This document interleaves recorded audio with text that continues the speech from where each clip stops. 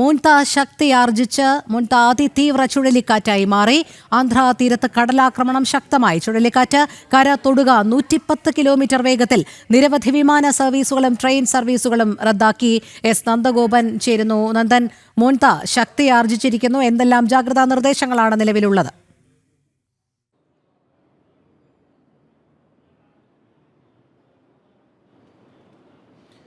രോഹിണി, അടുത്ത മണിക്കൂറുകളിൽ തന്നെ മോൺത ചുഴലിക്കാറ്റ് ആന്ധ്ര തീരം തൊടുമെന്നുള്ളതാണ് കാലാവസ്ഥാ നിരീക്ഷണ കേന്ദ്രം വ്യക്തമാക്കുന്നത്. 110 കിലോമീറ്റർ വേഗതയിലാകും ഈ മോൺത ചുഴലിക്കാറ്റ് ആന്ധ്ര തീരത്തേക്ക് എത്തുക. ഇതിനോടകം തന്നെ മുഴുവൻ മുൻകരുതലുകളും സ്വീകരിച്ചിട്ടുണ്ട്. NDRFിൻ്റെയും SDRFിൻ്റെയും നേതൃത്വത്തിൽ ഇതുമായി ബന്ധപ്പെട്ട് പ്രത്യേക നിരീക്ഷണങ്ങൾ നേരത്തെ തന്നെ ഒരുക്കിയിരുന്നു. അതേപോലെ തന്നെ പ്രത്യേക പ്രിക്കോഷൻസ് നേരത്തെ തന്നെ സ്വീകരിച്ചിരുന്നു. പ്രധാനമായും ഈ തീരപ്രദേശത്തുള്ള ജനങ്ങളെ കൃത്യമായി സുരക്ഷിത സ്ഥാനങ്ങളിലേക്ക് മാറ്റിയിരുന്നു. ഈ സുരക്ഷിത സ്ഥാനങ്ങളിൽ എത്തിയവർക്ക് പോലും ജാഗ്രതാ നിർദ്ദേശം നൽകിയിട്ടുണ്ട്.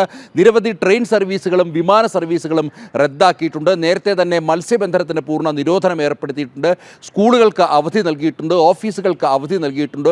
അതിശക്തമായ മഴയും ഈ മേഖലയിൽ ഉണ്ടാകുമെന്നുള്ള ഒരു മുൻകരുതലുകൾ, ഇതിനുവേണ്ടിയുള്ള മുൻകരുതലുകളും ഇതിനോടകം തന്നെ സ്വീകരിച്ചു കഴിഞ്ഞു. അങ്ങനെ ഈ മോൺത ചുഴലിക്കാറ്റിനെ നേരിടുവാൻ വേണ്ടിയുള്ള എല്ലാ സജ്ജീകരണങ്ങളും പൂർത്തിയായതായാണ് ആന്ധ്രാപ്രദേശ് ഭരണകൂടം വ്യക്തമാക്കിയിരിക്കുന്നത്.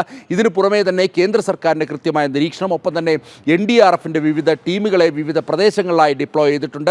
അതുകൊണ്ട് തന്നെ ഒരു തരത്തിലും ഭയപ്പെടേണ്ട ഒരു സാഹചര്യം നിലനിൽക്കുന്നില്ല എന്നുള്ളതാണ് ഭരണകൂടം വ്യക്തമാക്കിയിരിക്കുന്നത്.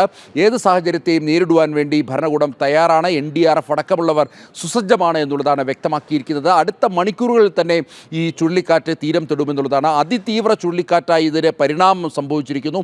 അതുകൊണ്ട് തന്നെ വലിയ രീതിയിലുള്ള നാശനഷ്ടം ഉണ്ടാകാനുള്ള സാധ്യതകളുണ്ട്.